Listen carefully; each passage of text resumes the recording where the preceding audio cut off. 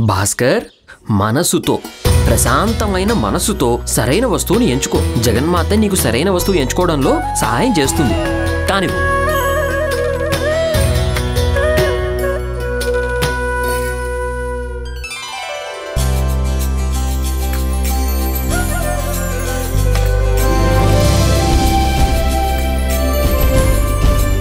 నువ్వు ఈ ధార్మిక పుస్తకాన్ని మాత్రం ఎంచుకోవద్దు.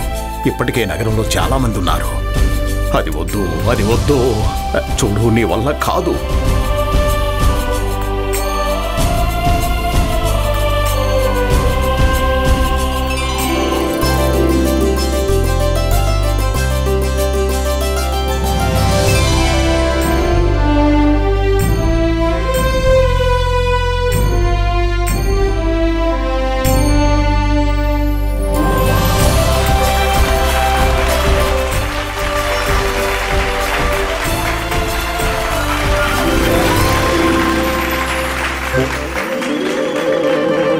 అద్భుతం, అద్భుతం. అంటే దీని అర్థం ఇదే అయ్యింది. భాస్కర్ కూడా పండిత రామకృష్ణలాగా ఒక పండితుడయ్యి తన వంశం పేరుని ప్రజ్వలింపజేస్తాడు. ఎందుకలా చూస్తున్నారు గురువర్య? నేను ఖడ్గాన్ని తీయాలని అనుకున్నాను, కానీ మీరే కదా సవాలు చేశారు. ఇక అనుభవించండి. ప్రస్తుతానికి మీరు నాన్నతోనే దెబ్బ తినాల్సి వస్తుంది. త్వరలోనే నాతో కూడా కష్టపడాల్సి వస్తుంది. సిద్ధంగా ఉండండి. ఆ రోజు కూడా త్వరలోనే వస్తుంది. నేను కూడా వచ్చేసాను. ప్రణామాలు మహారాజా. చాలా త్వరగా వచ్చేసారు కొత్వాల్ గారు. అన్నప్రాసన ప్రక్రియ, భవిష్యత్తు ఎంపిక ప్రక్రియ రెండూ సమాప్తం అయిపోయాయి. మీరు ఎక్కడికి ఇలా ఆలస్యంగా వెళ్లరు కదా. ముఖ్యంగా ఎక్కడైనా రుచికరమైన భోజనం పెడుతున్నప్పుడు ఇవాళ మీకు ఎందుకు ఆలస్యమైంది? మీ కారణంగానే. మీరు ఏదైతే సమస్యను సృష్టించారో దాని పరిణామాన్ని పూర్తిగా చెరిపేయడానికి నాకు రాత్రంతా పట్టేసింది. అత్యంత కష్టపడి నేను నా భార్యకి నచ్చజెప్పి, సర్ది చెప్పి, తనని బతిమలాడి. చాలు చాలు చాలు, చెప్పినంత వరకు చాలండి. శారదా, ఆ పాయసం ఇలా ఇవ్వు. ఈయన వచ్చారు కాబట్టి వీరి చేతుల మీదుగా కూడా భాస్కర్ కి పాయసం తినిపించేద్దాం. కొంచెం ఏంటి, కాస్త ఎక్కువగానే తినిపించండి. భవిష్యత్తు ఎంపిక కోసం నేను పడిన కంగారుకి తిన్నదంతా అరిగిపోయింది. అలాగే. పాయసం ఏమైంది? ఏమైపోయింది పాయసం? నేను పాయసం ఇక్కడే పెట్టాను. వాకిట్లో.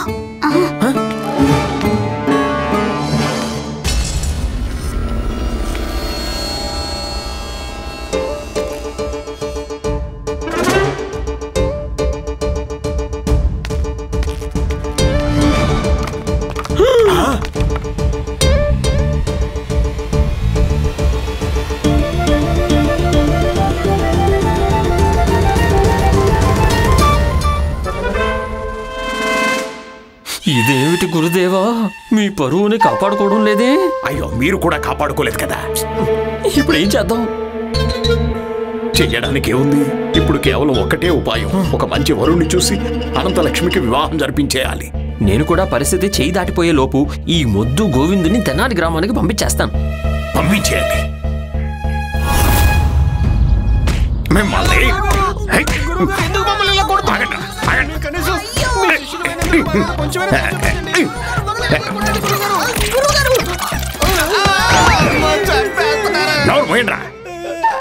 మీ ఇద్దరికి బుద్ధి భ్రష్టు పట్టిపోయింది. నన్ను కూడా పదభ్రష్టుని చేస్తున్నారు. నన్ను తప్పుదో పట్టిస్తున్నారు మీరు. బుద్ధిహీనులారా, మాటలతో మీరు తప్పుదో పట్టిస్తూ వచ్చారు కదా. నా చెల్లెలు అలాగే రామకృష్ణ పండితుల మధ్య ప్రేమాయణం నడుస్తోంది అని ఇదే కదా చెప్పారు? సరిగ్గా చెప్పాడు గురుగారు. కానీ చెప్పాం, కానీ నేను కాదు, మణి చెప్పాడు. ప్రేమ అమాయకమైనది. ఇక రామకృష్ణ పండితుడు ప్రేమ పక్షిగా మారి తన రెక్కల్ని విచ్చుకొని నా చెల్లెల్ని తీసుకుని తుర్రుమని ఎగిరిపోతాడా? ఇదే కదా అన్నారు. గుర్తొచ్చింది గురుగారు, గుర్తొచ్చింది. కానీ భవిష్యవాణి నేను కాదు, దాన్ని చెప్పాడు. నేను మీ ఇద్దరి మాటలు విని ఆ రామకృష్ణ పండితుడి మీద దృష్టి ఉంచాను. కానీ ఎత్తులు వేసింది అతను. ఎందుకు పనికిరాని మొద్దు రామకృష్ణ పండితుని మరిది గోవిందులు నా చెల్లెల్ని తీసుకుని ఎగిరిపోయాడు. అయ్యో భగవంతుడా, నా చెల్లెలు ఎంతో అమాయకురాలు. తనని పెంచి పెద్ద చెయ్యడం కోసం నేను నా మనసులో ఉన్న ప్రేమను మొత్తం ధారపోశాను. చూసావా మణి, గురువుగారు తన ప్రేమను మొత్తం తన చెల్లెలకే ఇచ్చేశారు. హా. ఇంతకీ అనంతలక్ష్మి ఎక్కడా? హ? తను ఎక్కడ ఉండకూడదు అక్కడే ఉంది. హ? నా ఉద్దేశం ఏంటంటే గురు చెల్లెలు గారు వెళ్ళిపోయారు. ఉదయాన్నే గురుమాతతో కలిసి ఆమె చేతులు సామాన్లు కూడా ఉన్నాయి. కానీ ఎక్కడికి వెళ్ళారు? అది కాదు గురుగారు, వాళ్ళు మాకు చెప్పలేదు, మేము వాళ్ళని అడగలేదు. ఎక్కడికి వెళ్ళిపోయింది అనంతలక్ష్మి? గోవిందు, నేను నిన్ను ఆఖరిసారిగా అడుగుతున్నాను, ఈ మొత్తం ప్రపంచంలో నీకు కేవలం ఆ అమ్మాయే దొరికిందా? లేదు లేదు బాబు గారు, నాకు చాలా మంది అమ్మాయిలు దొరికారు, చాలా మంది కనిపించారు కూడా. కానీ ఇప్పుడు నేను ఏ అమ్మాయిని కలవాలి చూడాలి అనుకుంటున్నాను అది అనంత. అందుకే నేను తన్ని వివాహం చేసుకుంటాను. ఓహోహోహో, చూసావా? వివాహానికి అర్థం ఏమన్నా తెలుసా నీకు? తెలుసు బాబు గారు, వివాహానికి అర్థం ఏంటంటే స్వయంగా మన స్వతంత్రాన్ని ఇచ్చి దానికి బదులుగా నాశనాన్ని తీసుకోవడం. సరిగ్గా చెప్పావు కదా? కాదు కాదు, సరిగ్గా చెప్పలేదు, అస్సలు సరిగ్గా చెప్పలేదు. ఇదిగో, ఏ మూర్ఖుడు నీకు ఇలా చెప్పింది? మీరే. 3 ఏళ్ల క్రితం మీరే చెప్పారు తెనాలిలో. అలాగా? చూసారు అత్తయ్య, తన భార్య విషయంలో ఈయన ఉద్దేశం మొదటి నుండి బాలేదు. అందుకే ఈయన వివాహాన్ని కూడా నాశనంగా భావిస్తున్నారు. అమ్మా, నువ్వు ఇది కూడా ఆలోచించాలి. శారద తన తమ్ముడు కారణంగా ఇప్పుడు విషయాన్ని మారుస్తోంది. ముందు నన్ను ఇక్కడ దృష్టి పెట్టి నువ్వు. గోవిందు, ముందో విషయం అడుగుతాను, దానికి సమాధానం చెప్పు. ఆ అనంతని ఎందుకు వివాహం చేసుకోవాలనుకుంటున్నావు నువ్వు? నేనెక్కడ అనుకుంటున్నాను బాబు గారు, ఇదంతా నా ప్రేమ అలా కోరుకుంటుంది. అయ్యో, నీతో ఏ ప్రేమ అయితే అలా చేయిస్తుందో అదే నిస్సహాయిరాలే కదా. చూడు, ఇలా చూడు, నేను చెప్పేదానికి అర్థం ఏమిటంటే, ఎవరి కోసం అయితే నువ్వు ఇంత పెద్ద అనర్థం చేయడానికి సిద్ధపడ్డావో తన గురించి నీకు ఇంతైనా తెలుసా అని. నీకు తెలుసా? ఇది నేను కాదు, అత్తయ్య అన్నారు. ఇదిగో అమ్మా, నేను ముందే చెప్పాను కదా నా గురించి మాట్లాడడం లేదు అని. ఇప్పుడు వీడి గురించి మాట్లాడుతున్నావు. నువ్వు ప్రశాంతంగా ఉండు. ఇలా చూడు గోవిందు, ప్రేమ ఏదైతే ఉంటుందో ఆ ప్రేమ గుడ్డిది నాన్న. అలాగే, అర్థమైందా? ఇక వివాహం తర్వాత మన కళ్ళు తెరుచుకుంటాయి. అప్పుడు చాలా మంది కళ్ళు తట్టుకోలేక పేలిపోతూ ఉంటాయి. దాని పరిణామంగా ఇద్దరి మధ్య ఎప్పుడు గొడవలు, కోట్లాటలు, భార్యాభర్తల మధ్య ప్రేమ అనేది ఒకటి ఉందని పూర్తిగా మర్చిపోతారు. ప్రేమ ఒకటి ఉందనేది వీళ్ళు మర్చిపోయినా సరే ఇటువైపు గొడవలు, కోట్లాటలు జరుగుతూనే ఉంటాయి. వాటిని మాత్రం ఎప్పుడు మర్చిపోరు. పైగా ఈ గొడవల్లో ఎప్పుడు ఒకళ్ళు మాత్రమే గెలుస్తూ ఉంటారు. అలాగా? మరి రెండో వారు పాపం భర్త కదా, ఓడిపోతాడు. నవ్వుతూ సాగే జీవితం మీకు యుద్ధంలా అనిపిస్తుందా? అమ్మా, నేను నా గురించి మాట్లాడడం లేదని చెప్పాను కదా. ఈ మాట అత్తయ్య కాదు, నేను మిమ్మల్ని అడుగుతున్నాను. అయితే సరే. ఇప్పుడు ఎందుకు మౌనంగా ఉన్నారు? జవాబు చెప్పండి. అయ్యో, నేను భర్తని, చిలకని కాదు. నువ్వేమడిగినా దానికి సమాధానం చెప్తూ ఉండడానికి ముందు ఇక్కడ మాట్లాడివు. గోవిందు, నువ్వు నేను చెప్పేది విను. అలాగే. ఈ ఇల్లు చూస్తున్నావా? దీన్ని జాగ్రత్తగా చూడు, బాగా చూస్తూనే ఉండు. ఈ ఇంటి నుంచి నీకు బయటికి వెళ్లాలనే ఆలోచన వచ్చినా సరే నువ్వు ఆ ఆలోచనని ఈ ఇంట్లో నుండి బయటికి పంపించేయి. అంతేగాని నువ్వు మాత్రం వెళ్ళకూడదు. ధన్యవాదాలు బాబు గారు. ఇక నేను ఎవరిని కలవాలనుకోవడం లేదు, ఒక్క అనంతని తప్పించి. ఇదిగోను, తన నీడని కూడా కలవడానికి వీల్లేదు. అయితే తన్ని కలవచ్చా?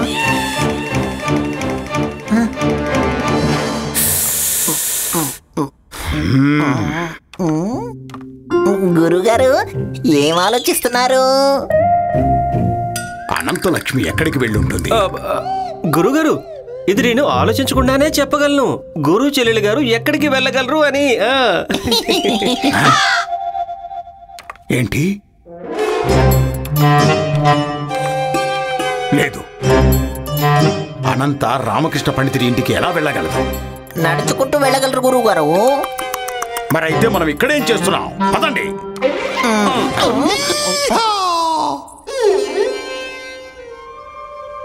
వరుణమాల, ఇంతకీ నువ్వు ఎక్కడికి వెళ్ళావు? అనంతని నీతో ఎందుకు తీసుకెళ్లాల్సి వచ్చింది? కలవాల్సింది అనంతనే కదా స్వామి. ఏంటి? ఎవరిని కలవడానికి? అన్నగారు, నేను నా మనసులో నివసిస్తున్నా, హృదయంలో నివసిస్తున్నా ఈశ్వరుణ్ణి కలవాలనిపించింది. అందుకే మేము గుడికి వెళ్ళాం. ఓ, అలాగా. గుడికి వెళ్లాల్సిందే. నువ్వు భగవంతుణ్ణి ఆశీర్వదించమని కూడా అడుగు. ఆ గోవిందు నీకు ఎప్పటికీ దూరంగా ఉండాలని. ఆయన దూరంగా ఉండాలి అనే ఆ ఆశీర్వాదం అయితే నేను అడగగలను, కానీ నేను తనకి దూరంగా ఉండలేను. ఏం పర్వాలేదు. ఇందులో నీ తప్పు అసలు ఏమీ లేదు అనంత. ఇదంతా నీ తప్పే వరుణమాల. నా తప్ప? కానీ నేనేం చేశాను స్వామి? నీదే తప్పు. నువ్వు సవ్యంగా ఉంటే అనంతని చూసుకునేదానివి కదా. కానీ మీరే కదా తను కాపలాగా ఉన్నారు. నీ ధ్యాస ఎక్కడుంది? నా ధ్యాస మొత్తం నా ప్రభువుల మీదే ఉంది. నేను ఇప్పుడు అనంత గురించి మాట్లాడుతున్నాను. అన్నగారు, ప్రేమ మీద ఎలాంటి ఒత్తిడి పనికిరాదు. అది ఎవరికి తెలియకుండానే జరిగిపోతుంది. సరే, ఏం పర్వాలేదు. చెల్లెమ్మ, నువ్వు అమాయకురాలివి. అమాయకంగా మాట్లాడుతూ ఉంటావు. కానీ నువ్వు అమాయకురాలు కాదు వరుణమాల. అన్నగారు, తనని చూడగానే నా అడుగులు ముందుకు సాగిపోతాయి. అలాగే గుండె కూడా వేగంగా కొట్టుకుంటుంది. నేను అలా చేయడం లేదు, దానికదే జరిగిపోతోంది. అనంత, నువ్విలా మాట్లాడొద్దు. నువ్విలా మాట్లాడావంటే నా గుండె వేగం తగ్గిపోతుంది. ఈసారి నువ్వు పల్లకిలో వెళ్ళు. నువ్వు ఎక్కువగా కష్టపడద్దు. ఇప్పుడు నేను ఏం చేయాలి?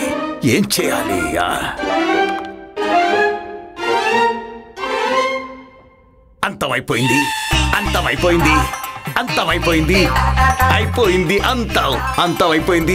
అనంత, నీకు నాకు ఉన్న చింతలన్నీ అంతం అయిపోయాయి.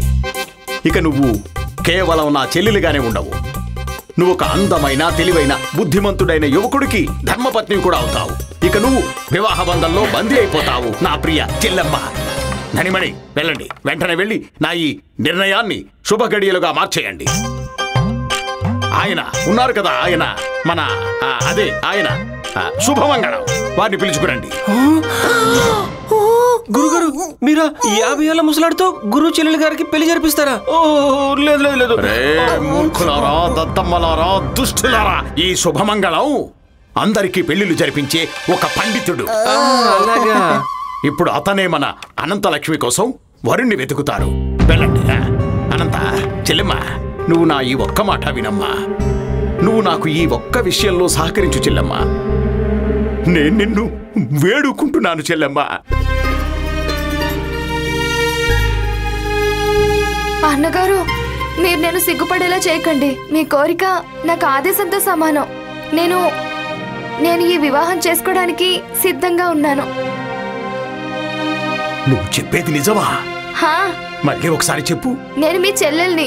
నిజం తప్పించి ఇంకేమీ చెప్పను. అయ్యో, నేను నిన్ను ఆశీర్వదించాను అంతే. కానీ నువ్వు నా ఈ ఆశీర్వాదాన్ని ఎంతో చక్కటి సంస్కారంగా మార్చేశావా చెల్లెమ్మా? ఇప్పుడు నేను నీకు ప్రేమను పంచడం మాత్రమే కాదమ్మా, నిన్ను పూజిస్తాను కూడా. చాలు, నా చెల్లెలు నాకు తోడుగా ఉంటుంది. ఇక నేను ఆ రామకృష్ణ పండితుణ్ణి హెచ్చరించి మరీ వస్తాను. అతను గాని ఆ గోవిందులు గాని నా ఇంటి చుట్టుపక్కల ఎక్కడైనా కనిపిస్తే వాళ్ళు ఇంకెప్పటికీ ఈ విజయనగరంలో కనిపించకుండా చేస్తాను. ధనిమణి, పదండి. రామకృష్ణ పండితుడి ఇంటికి పదండి.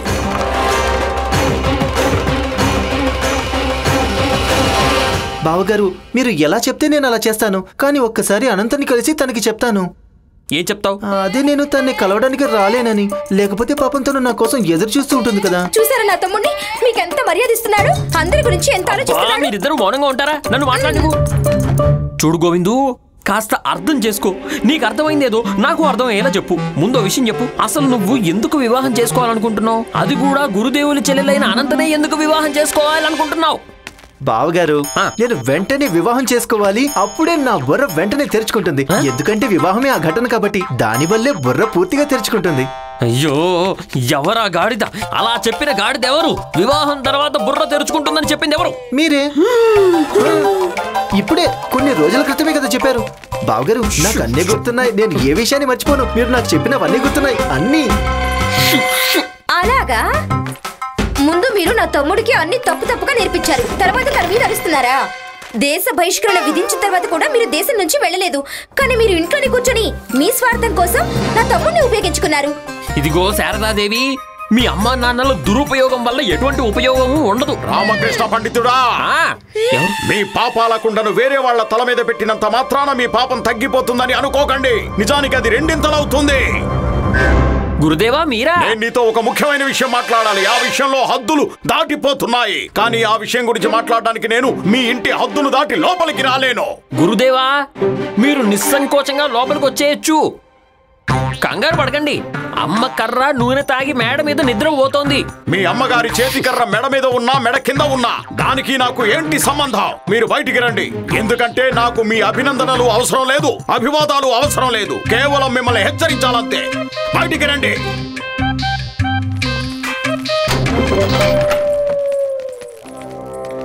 చెప్పండి కాబోయే వియంకులు గారు. ఏంటి వియ్యంకులు వియ్యంకులు అనే పాట పదే పదే పాడుతున్నారు? నేను నా శత్రువుకి శత్రువుతో సంబంధం కలుపుకుంటానేమో కానీ మీకు నాకు ఎటువంటి సంబంధం ఉండే అవకాశమే లేదు. ఆ విషయం ఎన్నిసార్లు చెప్పాలి మీకు? గురుదేవా ఇది అందరికీ తెలిసిన విషయమే. మీకు స్వార్థంతో తప్ప దేంతో సంబంధం కుదరదు. రామకృష్ణ పండితుడా, సూర్యుడు పశ్చిమాన ఉదయించినా సరే, భూమి ఆకాశం ఒకటైనా సరే, ప్రళయం వచ్చినా సరే, నువ్వు ఏదైతే ఆలోచిస్తున్నావో అది ఎప్పటికీ జరగదు. గురుదేవులు ఏమంటున్నారో వింటున్నావా? నేను ఆలోచిస్తుంది ఎప్పటికీ జరగదంట. అంటే వీరి సంబంధాన్ని తెంచడానికి విరుద్ధంగా ఉన్నారు. అంటే గురుదేవా మీరు రెండు భాగ్యరేఖల మధ్య ఒక పొడవైన లక్ష్మణ రేఖను గీస్తారా? లేదు, నేను మధ్యలో ఉన్న రేఖని తుడిచేస్తాను. చూస్తుంటే వీళ్ళిద్దరిని ఒకటి చేసేసేలా ఉన్నారు ఈయన. చూడండి గురుదేవా, మీరు గనక ఆ రేఖని చెరిపేశారంటే దాని పక్కనే నేను ఓ పెద్ద రేఖని గీయడానికి ప్రయత్నం చేస్తానేమనుకుంటున్నారో. చూసారా చూసారా, వచ్చేశాడు రామకృష్ణ పండితుడు తన అసలు రూపంలోకి. రామకృష్ణ పండితుడా, అనంత నాకు ఒక్కగానొక్క చెల్లెలు. నాకేమైనా 10 మంది బావమరుదులున్నారా? వాడు ఒక్కడే కదా. మర్చిపోకండి రామకృష్ణ పండితుల వారు, నాకు నా జీవితంలో నా చెల్లెలి ప్రేమ తప్పించి ప్రపంచంలో ఇంకేది ఎక్కువ కాదు. గురుదేవా నాకు కేవలం ఒక విషయం మాత్రం గుర్తుంది. మొత్తం ప్రపంచం ఒకవైపు అయితే నా బావమరిది మాత్రం ఒకవైపు. రామకృష్ణ పండితుడు అర్థం చేసుకోవడానికి ప్రయత్నం చేయండి. ఇది దర్బారుకు చెందింది కాదు, కుటుంబానికి చెందిన విషయం. గురుదేవా నాకు కేవలం ఒక్క విషయమే తెలుసు. నా బావమరిది ఎంతో ప్రత్యేకమైన వాడు. నా చెల్లెలు నాకు ఎంత ముఖ్యమైన విషయం అంటే దాన్ని నేనెప్పుడు నిర్లక్ష్యం చెయ్యలేదు. నా బావమరిది కూడా నాకు ఎంతో... ఒక నిమిషం ఆగండి. శారదాదేవి, నీ తమ్ముడిలో కూడా చిన్న చితక అటు ఇటుగా ఏమైనా ప్రత్యేకమైన విషయాలు ఉన్నాయా? ఉంటే చెప్పు. మా గోవిందు మీ గౌరవం. గోవిందు నా కాదు, అస్సలు కాదు. నేను దీనికి ఒప్పుకోను. నా బావమరిది ఎలాంటి వాడైనా నేను తనకి చెడు జరగనివ్వలేను. చూడండి రామకృష్ణ పండితుల వారు, నేను నా చెల్లెలు అనంతలక్ష్మికి వివాహం ఖాయం చేయబోతున్నాను. మీరింకా ఖాయం చెయ్యాలనుకుంటున్నారు. నేనైతే ఖాయం చేసేశాను. నేను మీ వివాహ ప్రస్తావనని నిరాకరిస్తున్నాను. మీరు మీ హద్దుల్లో ఉండండి రామకృష్ణ పండితుల వారు. నా ప్రస్తావనను నిరాకరించడానికి మీకు అసలు ఏ అధికారం ఉందని అడుగుతున్నాను. నేను మా ఇంటి హద్దుల్లోనే ఉన్నాను గురుదేవా. నేను గోవిందుకి వివాహం జరగనివ్వను. అయ్యా వదిలేయండి వదిలేయండి. మీరు మీ గోవిందుకి ఒకటి కాదు కదా, సగం వివాహం కూడా జరగనివ్వకండి. దానికి నాకు ఏంటి సంబంధం? మరైతే వివాహ ప్రస్తావన తీసుకుని ఇక్కడికి ఎందుకు వచ్చినట్టు? అనంతకి గోవిందుకి వివాహం జరగడానికి వీల్లేదు కాబట్టి. మళ్ళీ తప్పు. గోవిందుకి అనంతకి వివాహం జరగకూడదు. లేదు, అనంతకి గోవిందుకి వివాహం జరగకూడదు. లేదు లేదు లేదు, నేను గోవిందుకి మీరిద్దరూ దేని గురించి గొడవ పడుతున్నారు? ఇంకా దేని గురించమ్మా? అనంతకి గోవిందుకి వివాహం జరగడానికి వీల్లేదు. లేదు, గోవిందుకి అనంతకి వివాహం జరగడానికి వీల్లేదు. నేను కూడా అదే కదా అన్నాను. నేను అదే అంటున్నాను. అయితే మరి ఎందుకు వాదించుకుంటున్నావు? రామకృష్ణ పండితుడా, మన ఇద్దరం ఒకటే చెప్తున్నప్పుడు ఎందుకు అర్థం చేసుకోవడం లేదు? ఎందుకంటే మన ఇద్దరం వాదించుకుంటున్నాం కదా గురుదేవా. చమత్కారం జరిగింది మణి, చమత్కారం జరిగింది. పండిత రామకృష్ణుల వారు మన గురువు గారు ఇద్దరు ఒకే విషయంలో ఏకీభవిస్తున్నారు. సరిగ్గా చెప్పావు.